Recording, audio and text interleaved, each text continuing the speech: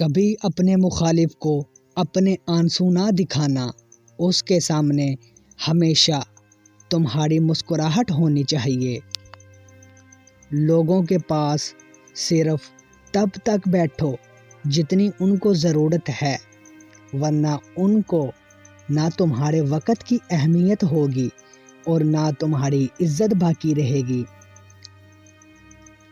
اپنے اندر ایسا انسان ڈھونڈو جو صرف خود کے لیے نہیں بلکہ دوسروں کے لیے بھی جیے۔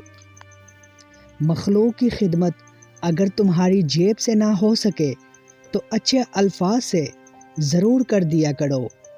وہ معاشرہ حیوانوں کا ہے جہاں امیر بڑے لوگ کہلائیں اور غریب چھوٹے لوگ۔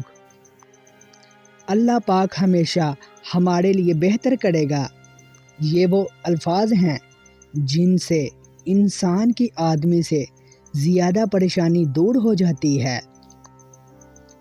جب اپنے لوگ اعتبار کو توڑتے ہیں، پھر اکیلا اعتبار ہی نہیں ٹوٹتا بلکہ ہم خود بھی ٹوٹ جاتے ہیں۔ زبان کسی بھی شخص کے اچھی یا بری شخصیت کے راز کو اگل دیتی ہے۔ زندگی میں تمہارا مشکل وقت ایک بہت بڑا جادوگر ہے جو چند لمحوں میں تمہارے چاہنے والوں کے چہرے بے نقاب کر دیتا ہے۔ تم استغفار کی عادت اپنا لو، اللہ پاک تمہاری ہر کمزوری کو قوت میں بدل دے گا۔ سارے ملک کی تباہی 3 لوگوں کے بگڑنے سے ہوتی ہے: جب علماء بے عمل ہو جائیں، حکمران بے علم ہوں اور جب فقراء بے توکل ہوں۔ 4 چیزیں اللہ کو نہایت پسند ہیں: غریب کی سخاوت، جوانی کی عبادت، گنہگار انسان کی توبہ، دولت مند انسان کی عاجزی۔ وضو دنیا کا سب سے شاندار اور بہترین سینیٹائزر ہے جو وائرس کے ساتھ ساتھ انسان کے گناہوں کو بھی صاف کر دیتا ہے۔ زیادہ خاموش رہنے میں انسان کی نجات ہے، کیونکہ سب سے زیادہ گناہ انسان سے زبان ہی کرواتی ہے۔ ایک بڑے دکھ کی بات ہے کہ آج کے معاشرے میں انسانوں کا ایک دوسرے کے دکھ کے ساتھ کوئی واسطہ نہیں۔